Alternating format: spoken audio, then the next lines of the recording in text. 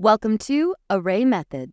After watching this video, you will be able to describe the various JavaScript array methods and explain how to utilize array methods to transform and manipulate data within arrays.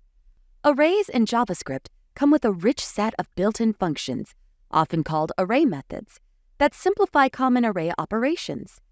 These methods provide a convenient way to perform various operations on arrays, from iterating through their elements to filtering, transforming, aggregating, and searching for specific data. The common array methods used to handle various tasks are forEach, map, filter, reduce, and find. Let's explore these methods and understand how they work and when to use them. The forEach method iterates through an array and applies a provided function to each element. It's commonly used when you want to perform a specific action for each element without creating a new array. Imagine you have an array of user objects and want to send a welcome email to each user. This JavaScript code sends welcome emails to users by iterating through an array of user objects and using a function. Here's a breakdown. This is a function that logs a welcome email message to console.log for a given email address. Const users create an array called users containing name and email. Users.forEach iterates through the array, and for each user, it calls the sendWelcomeEmail function with the user's email. This defines an arrow function that takes the current user object as a parameter. This function logs a welcome message with the provided email to the console. As a result, you'll see messages in the console indicating that welcome emails have been sent to each user's email address. The map method creates a new array by applying a provided function to each element in the original array. It's perfect for transforming data without modifying the original array. Suppose you have an array of products and want to extract their prices into a new array. The map method constructs and logs messages for each product, displaying the product name and price in the specified format. This code dynamically generates and logs messages for each product, displaying its name and price. Let's go through the code step by step. Const products declare an array with objects, each representing a product with name and price properties.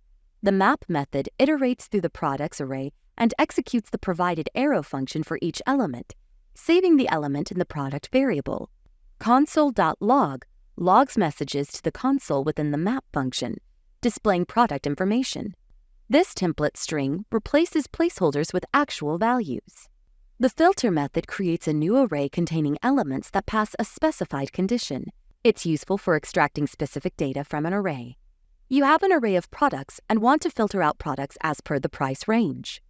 Let's go through the code step by step. Const products declare a constant variable named products. This takes 3 parameters. Return products.filter filters the product array based on the specified criteria.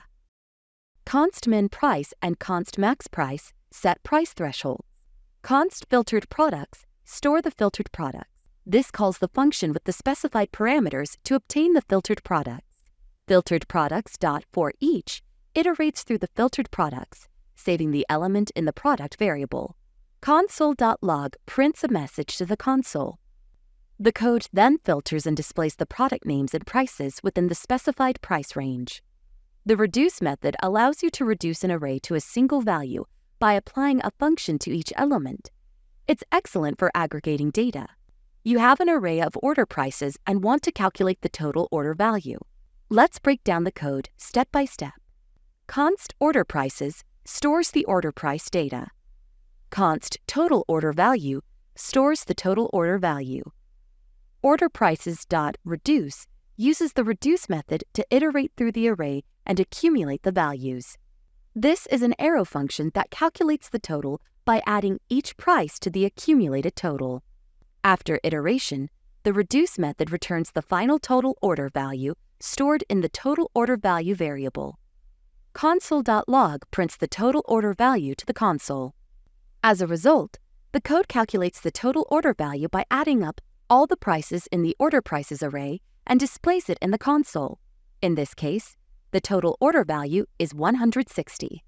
The find method returns the first element in an array that satisfies a specified condition. It's useful for searching for specific data. You have an array of employees and want to find an employee with a specific ID. Let's go through the code step by step. Const employees store employee data with various properties. Employees.find searches for an employee based on the specific condition. This checks if the ID property of each employee object, E, equals 2.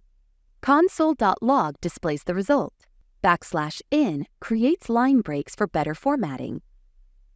$sign interpolates and inserts employee objects. For example, $employee.name inserts the employee's name. As a result, the code will check whether an employee has an ID equal to 2 and display the details using console.log and template literals. In this video, you learn that the forEach method iterates through an array, executing a provided function for each element, often for side effects. The map method generates a new array by applying a function to each element, which is useful for data transformation. The filter method produces a new array with elements meeting a specified condition, effectively filtering the original array. The reduce method consolidates array values into a single result using a provided function, commonly for calculating totals. And the find method locates the first array element meeting a condition, returning that element, or undefined, if there are no matches.